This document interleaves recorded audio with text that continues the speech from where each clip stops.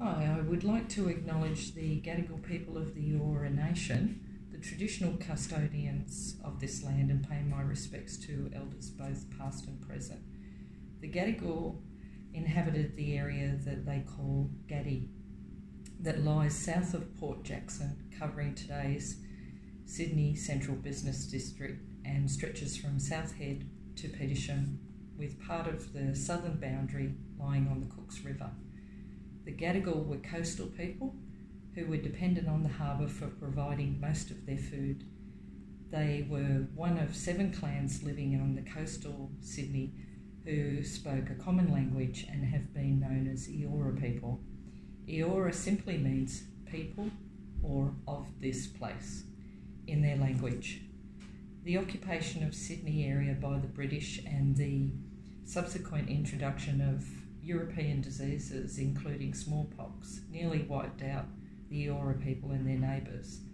The disastrous 1789 smallpox epidemic was estimated to have killed about 53% of Sydney's Indigenous population, and it was claimed that only 3 Gadigal people were left alive, sometime in 1791.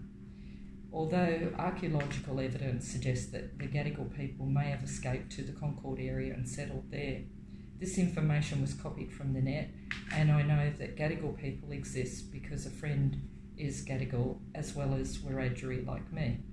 As a Wiradjuri person living on someone else's country or nation, I can only give an acknowledgement, not welcome to country, because I'm not allowed to do that. The Gadigal still exist today, and several generations live in what white people call Sydney. We must always resist our illegal occupation. We never ceded this continent and are not interested in recognition in a constitution of country that does not exist in the Aboriginal Indigenous mind or experience. Always was and always will be Aboriginal land.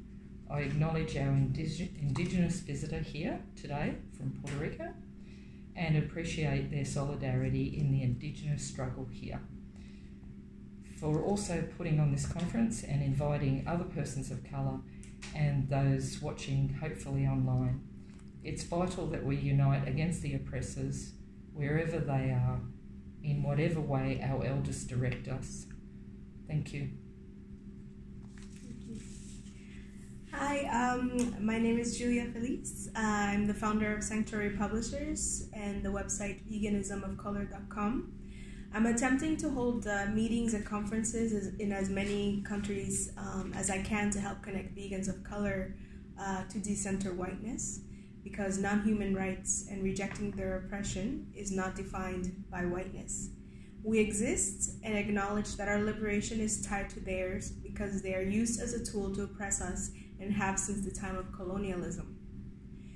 My goal is to bring vegans of color together to raise their voices, learn from one another, as well as to have a safe space where to tell the movement what we need to make sure we're the most efficient. Veganism has a problem, which is its insistence on centering itself on the most privileged members, typically white, male, and cis, as well as neurotypical, and refusing to acknowledge root issues faced by oppressed communities. This has resulted in many people of color turning away from veganism or being put off by it as part of the social justice movement because mainstream veganism is unsafe and, in essence, an extension of white supremacy. This means that mainstream vegan spaces led by majority privileged white vegans are rife with racism, xenophobia, and many other isms. Ignoring human oppression and adding to them means that veganism adds to the problem. When white vegans refuse to recognize that it is vital that they embrace a veganism that is consistently anti-oppression against all forms of exploitation, non-human animals suffer. A veganism and animal rights movement that stands against all exploitation while centering non-human animals is possible and is key towards raising the voices of non-human animals. The first step is listening and learning what this all means, as well as following the lead of vegans from marginalized communities. Today we're here to speak to vegans of color living in what colonialism and white supremacy has established as Australia. We want to center Indigenous people native to this land above all. So this mini conference will center around issues affecting vegan Aboriginal people and the Aboriginal community. And we're grateful to welcome Carolyn Yena for her time and labor today. Carolyn is an Aboriginal person from Eora Nation. Eora Nation. She is a well-known MC known as Rap Attack and a professional dancer. Carolyn has been vegan for over 3 decades. Thank you for being here, Carolyn. Oh, thank you. So I'm going to ask you some questions so we can be sure to get what we need, what you want people to know, to learn. So can you tell us what it means to be vegan and an Indigenous person in a continent tainted by whiteness? I feel the oppressiveness of the coloniser all the time. It's very hard to be free of it. My totem animal is the goanna, and they are animals just like me that are struggling for survival. I haven't seen a goanna since I was a child, and that was in a petting zoo maybe. Yeah, it's very sad. They are like a relative of a Wiradjuri woman. When I see TV advertisements about wildlife parks, I see a goanna. Oh, sorry, I lost my thread.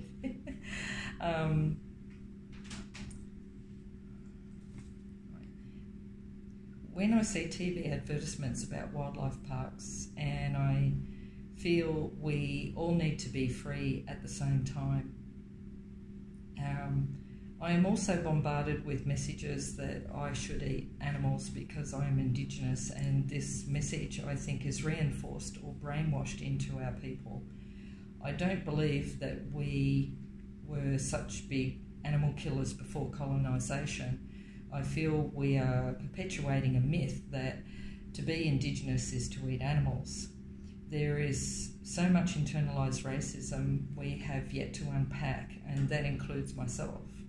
This takes up too much time and I can't relax. So I'm not sure where I'm at with this. I've got a space. Oh, okay. Maybe it's that. So what are some struggles and oppressions currently affecting Aboriginal people on this continent? There is a system imposed on the Northern Territory called the intervention, and that's been around for about 11 years, and now they've renamed it Stronger Futures.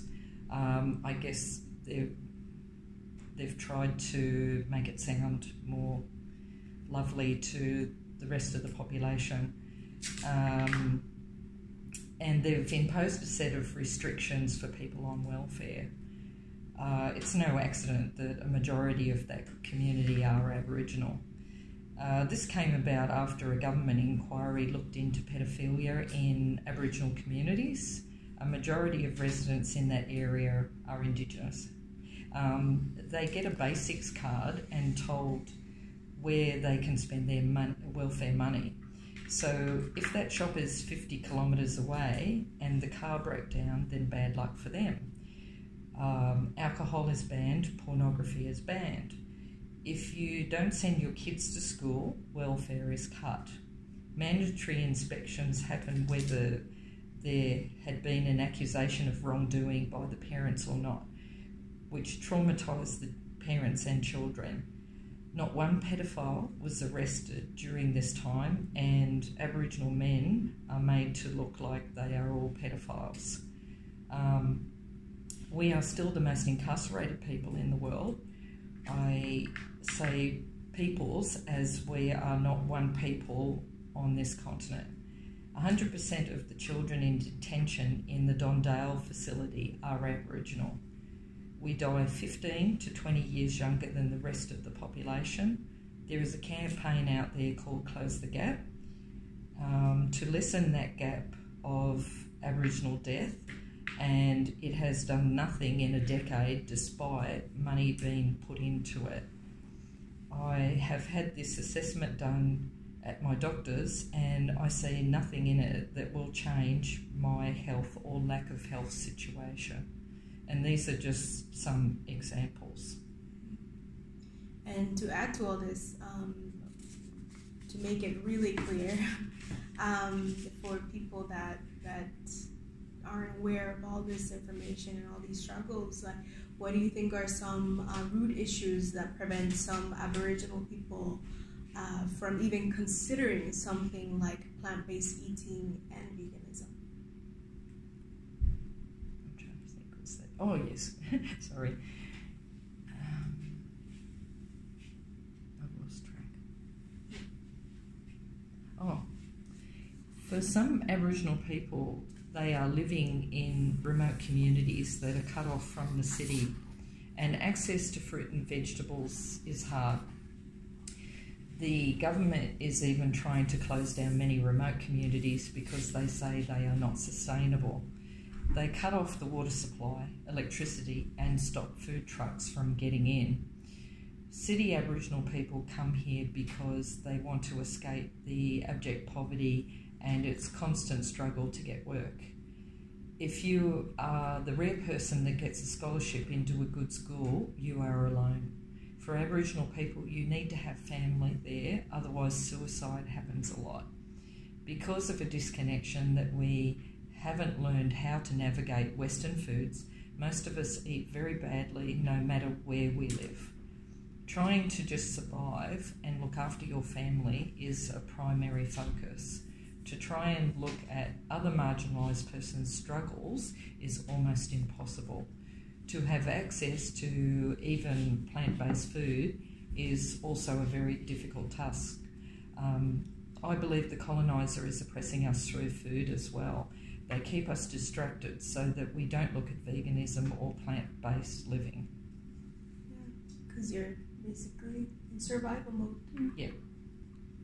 So, and what do you think are some ways in which white mainstream veganism makes it that much more difficult for Aboriginal vegans to speak about animal rights in your own communities?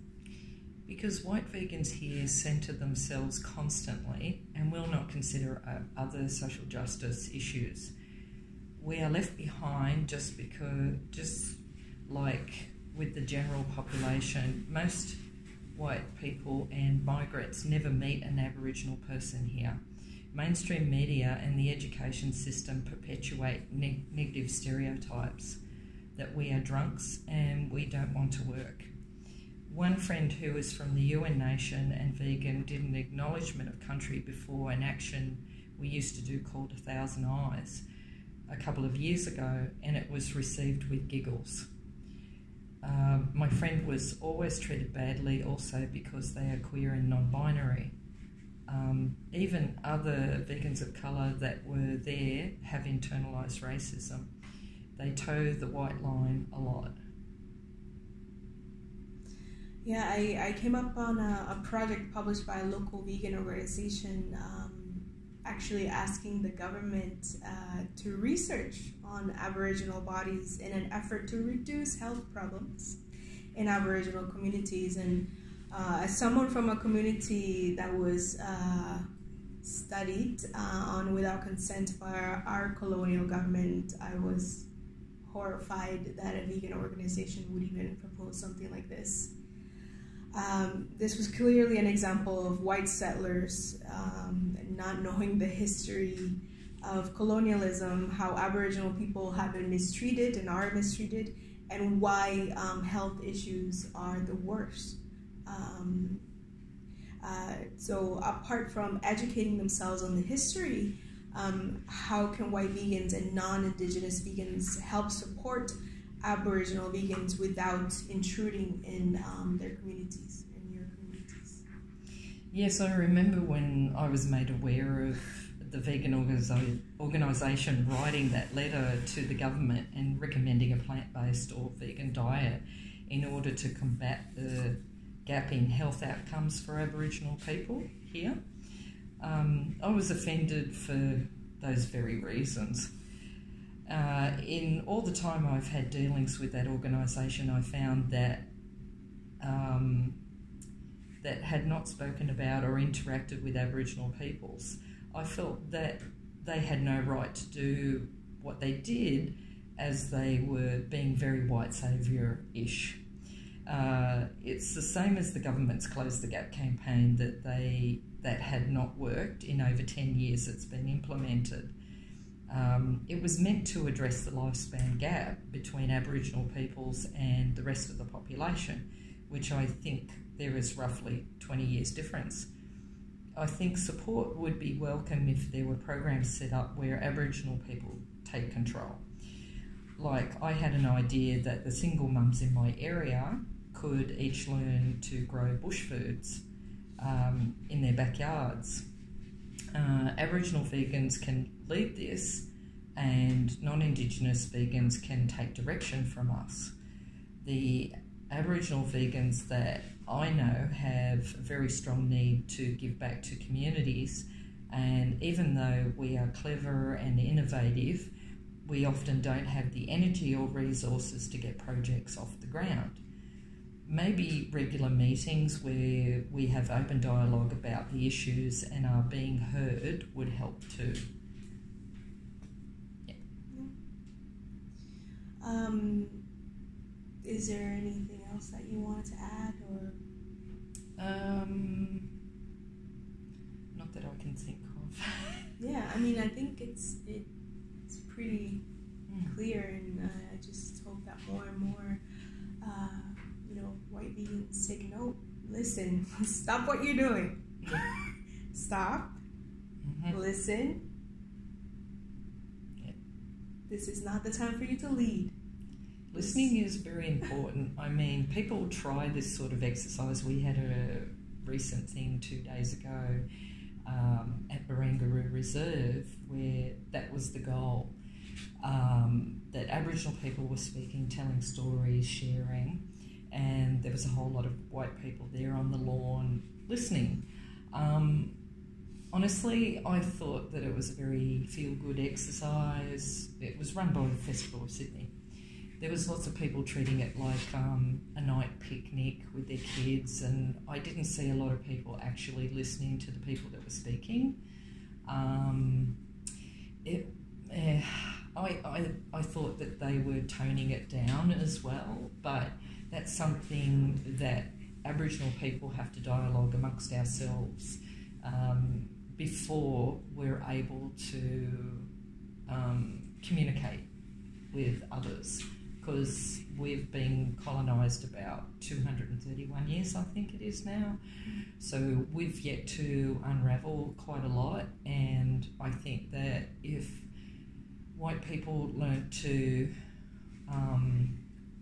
just wait, they tend to be over anxious. Yeah, they need to stop. Yeah, I was even at a treaty or a discussion about treaty on the same night, and this white lady got up and she was like, why don't you all agree on the same thing? There's too much division. And I felt like getting up, but there was a couple of elders there that were answering back anyway, but I felt like getting up and saying, well, you do realise that when white people came here, that we were over 400 nations, that means 400 languages. We were doing things long before that need to be resolved too, and different people have different opinions about different things. We're not a monoculture. We don't all think the same. And for you as a white person, that's not your lane. You should not be telling us how to do things. It's disturbing for us, but we're the ones that should sort that out, not you. You know, take direction and shush. And I also want to remind vegans that addressing root issues and letting communities, like you said, discuss amongst yourselves, amongst ourselves, is not decentering non-humans. Yes, exactly. It's like a vital part of the process. Yeah. Non-humans are hurt most when we ignore those root issues. Yeah. When we disrespect other communities and when we don't listen. Yeah. Because how can we reach those communities and say, well, you need to be doing this and this and this, when you're not even aware of the needs of those communities and why they don't have access to certain things. Yeah. And stop saying to me that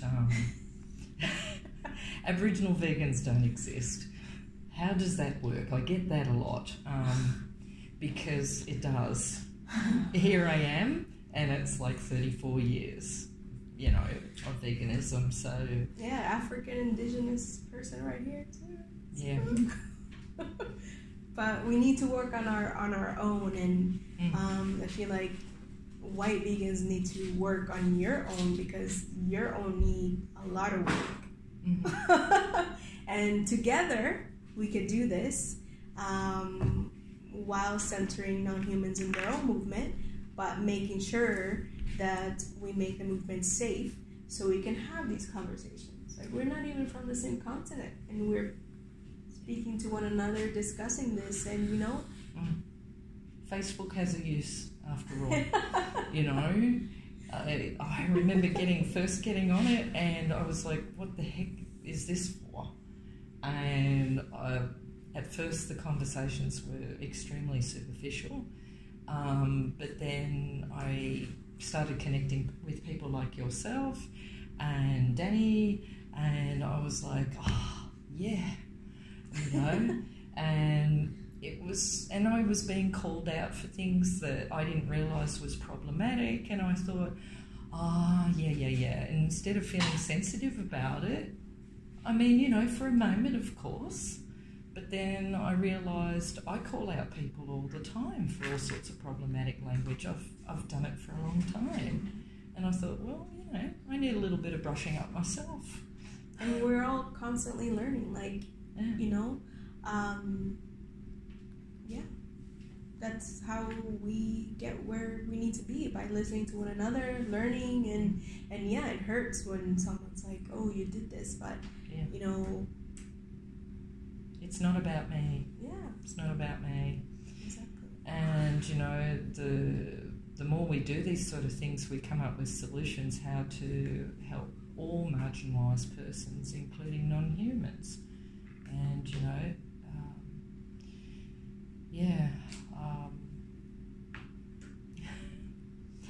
does anybody here have any questions? So you mentioned that there was an event at Barangaroo Reserve. Yes.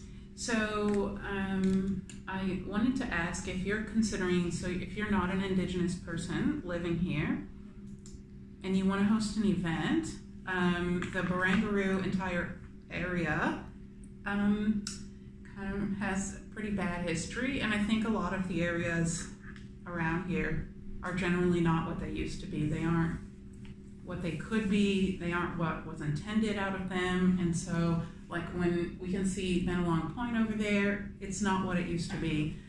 What can we do to hold events in a space in a way that's respectful when every event space is a white supremacist event space? Yeah, that's a really good question. That event at Barangaroo was run by an Aboriginal person. He's actually taken over from, he's the person that is the CEO of, what do they call it? Festival of Sydney. He runs Festival of Sydney every year. I think it's the third year. That's Wesley Enoch.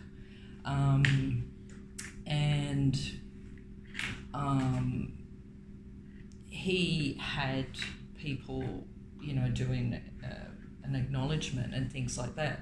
But one of the things that happens within our communities is there's a lot of people are perpetuating a myth that all Gadigal people have been wiped out. They do exist. My friend Nadina Dixon is one of them. She's also Wiradjuri like myself. So I contact her. If it's about this area, I contact her constantly now. Before, I used to look to other people within Aboriginal communities, but the problem is we have rather a lot of difficulty. Aboriginal Land Council is the people that you usually ask to say for advice, and also send someone out to your event to do an acknowledgement or welcome to country. The trouble is that myth that there's no Gadigal people. We're getting other peoples within our communities that are perpetuating that as well. So it can be quite difficult, and the space Barangaroo in and of itself, well, that's a cursed space, and a lot of people don't realise if you are going to do something there, then get someone to do a smoking ceremony. A smoking ceremony, from my understanding, but I could be wrong, is a temporary way to, what's the word, sort of appease, if you will, the spirits, if you will, or ancestors. So in other words, can we at this space and time do something? So it's kind of not something I know that well about, but I'm mindful every time I go to Barangaroo that this is a cursed space. People have died there during the construction of Barangaroo, like the buildings, and because people paid no attention, the developers paid no attention that it's cursed space. So it was named after a person that was killed there. And there's a lot of massacre sites around as well. I've heard that there's even a website that actually lists all the massacres on this continent. I don't think it's complete, but it's worth always researching the area. It is difficult to get the information.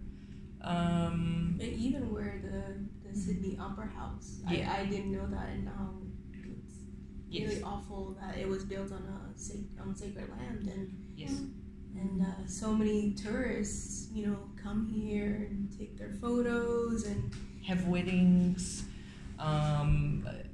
People actually pay to after the wedding, take wedding photos. So they've had the ceremony, they go there, they pay money to, in their dress, wedding dress, and the groom and all the bridesmaids, etc. Oh, the receptions.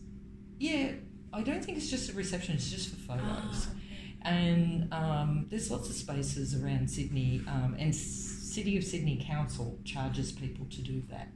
The money goes back to the communities? No, only back into rich white organisation, coloniser. Yeah. I'm not sure if that answers.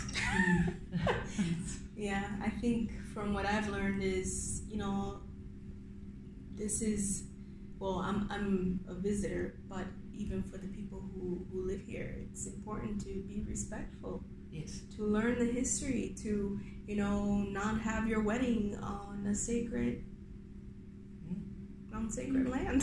Did you want to say something, Gita? Sorry. No, it's just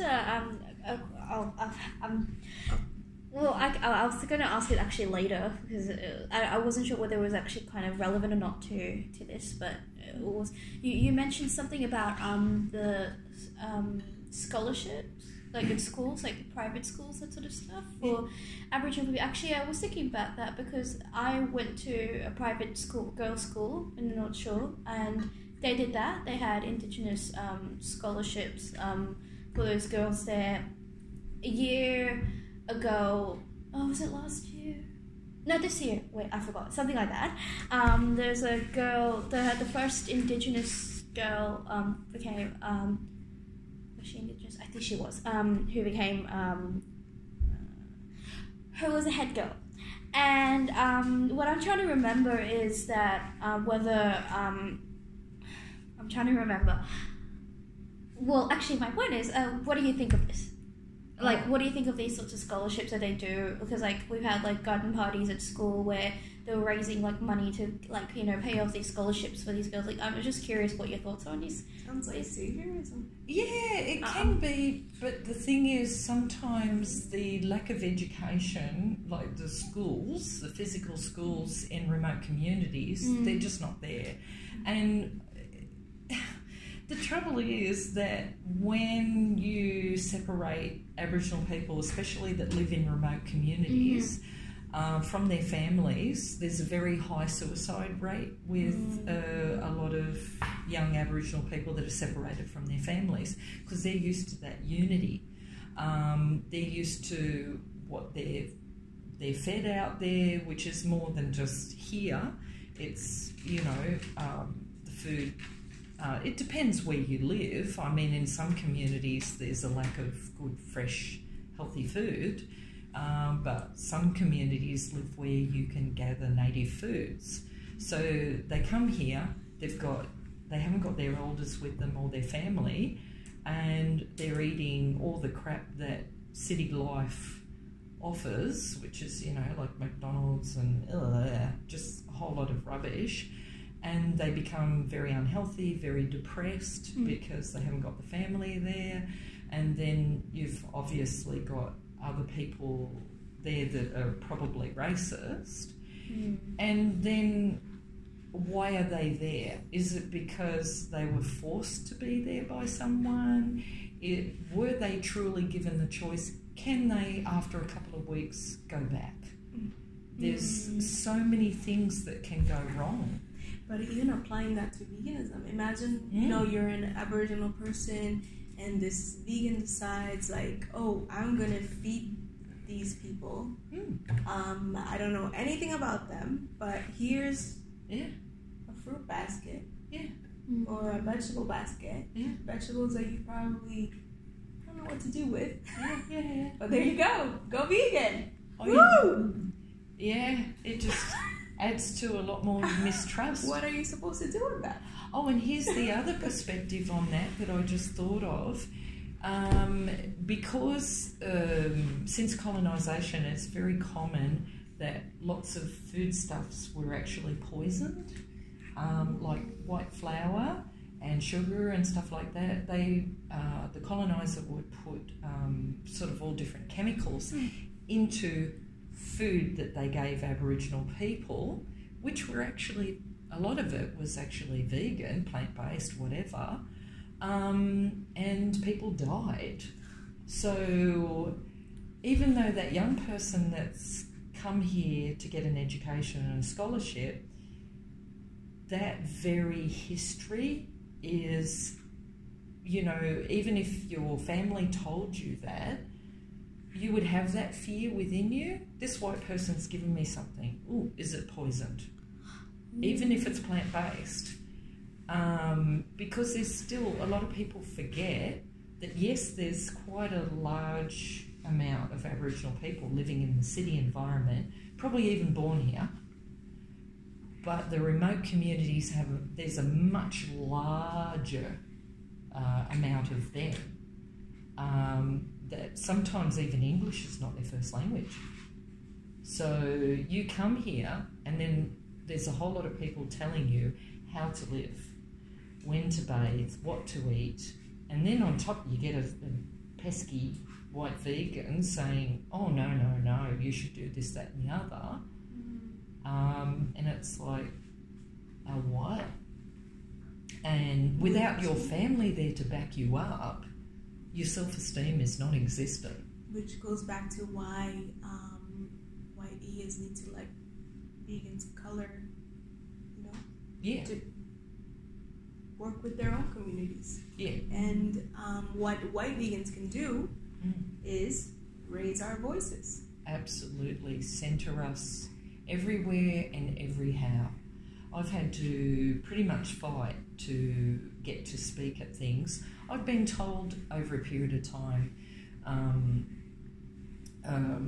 yes, we'll get you to speak at this, that and the other, and then I find out about problematic behaviour and I've had to pull out as well. I was supposed to some regular vegan event anyway, and I've performed at a couple of things, but then I've thought, oh shit, I've been tokenised here.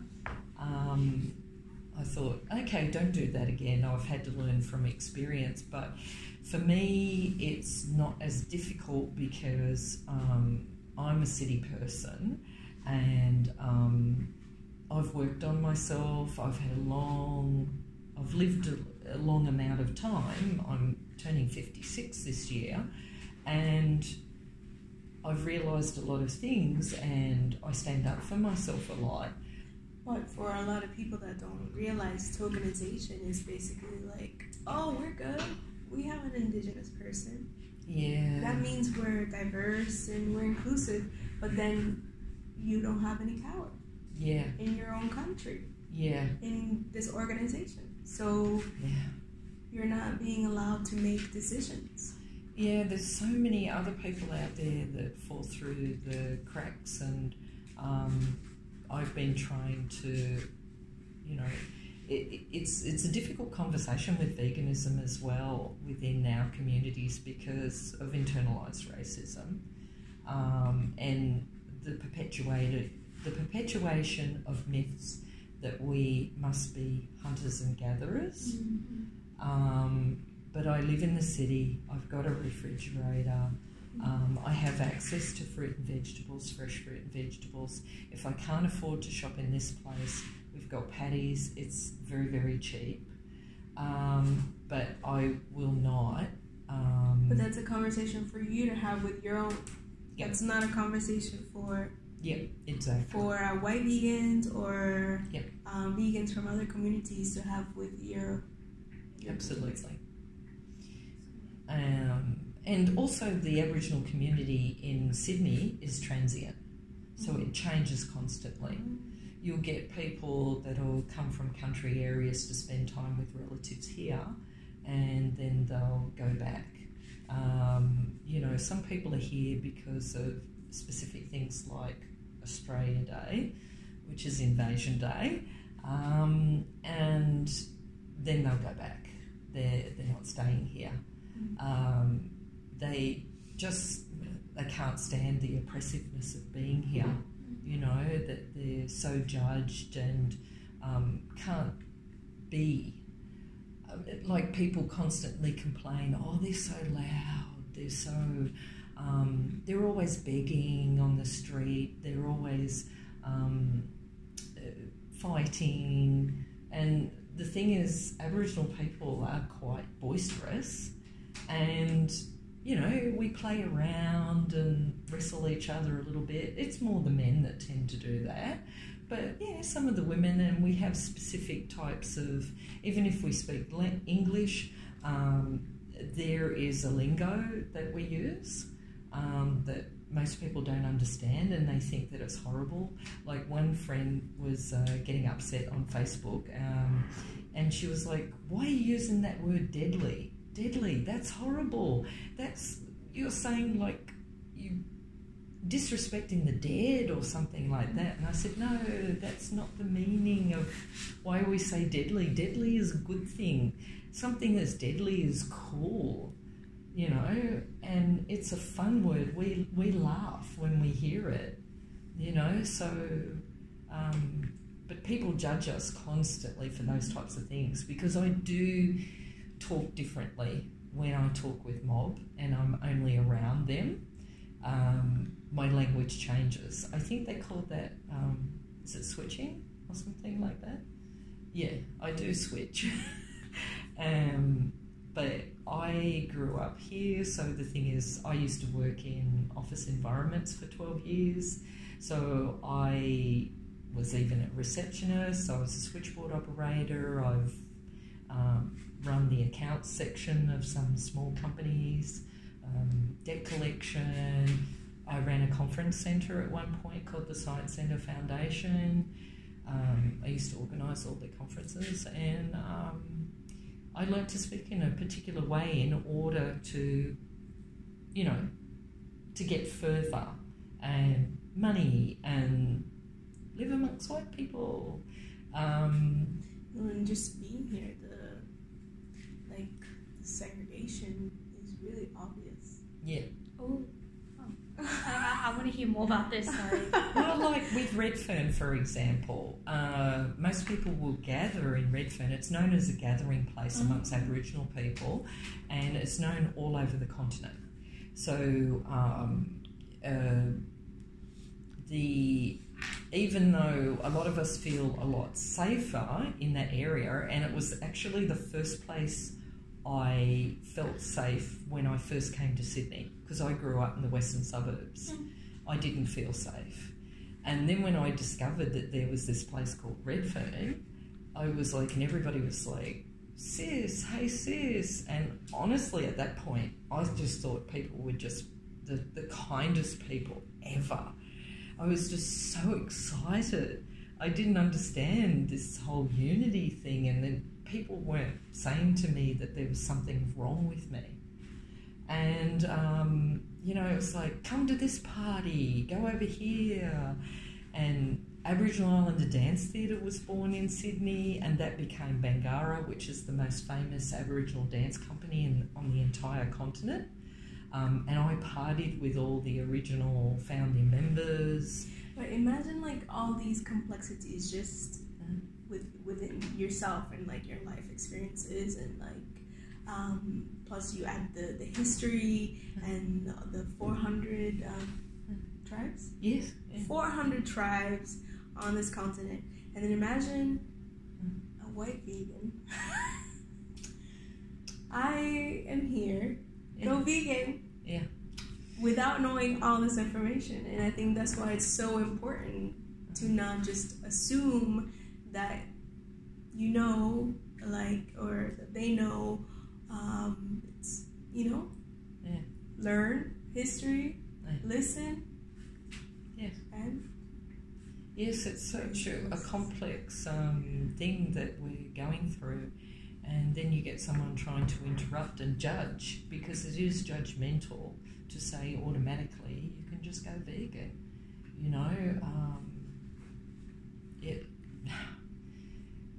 It upsets me a lot. And you're vegan. Yeah. For over 3 decades. Yeah. But the thing is, people don't see the small changes because they're not in our community. I've been, the last 3 events that I've been to at Redfern Community Centre, for example, there's these 2 ladies. They're not vegan, but they realise, they understand, in order to, be more inclusive about people's diets, because I'm not the only Aboriginal vegan, let's make all the food that we cater for this event vegan, so everybody can eat. They make this bean soup. They're quite famous for this bean soup. No one questions it, because it's within our communities. It's our people doing this. No one questions it. And it's a fabulous soup, and everybody eats it. And they're happy. And that's what I've noticed. There's no... I don't know. I've noticed this at a few events anyway. That, and I don't know whether it's because maybe people overheard me and several other people, and they're like, yeah, that's not difficult. Let's do that. It's food. And in the process, people might open up conversations, might realise more, because people do come up to me. But I'm also mindful, I don't wear my vegan t-shirts to the events. I've only got this small little necklace here, and that's enough. That does open conversations. So I don't know, my mere presence could have caused other people, but they're just not as vocal and out there, but they might be vegan and I don't even realise. But they wouldn't respond in the same way if it was someone from outside their communities. Yeah, exactly. Yeah. Any more questions? So with this, we conclude this meeting. We ask that you please share this with others in order to help raise the voices of vegans of color that are all too often silenced.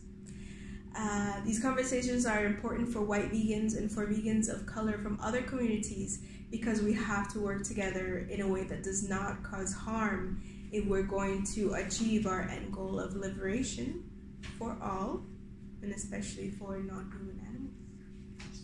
Thank you. Thank you.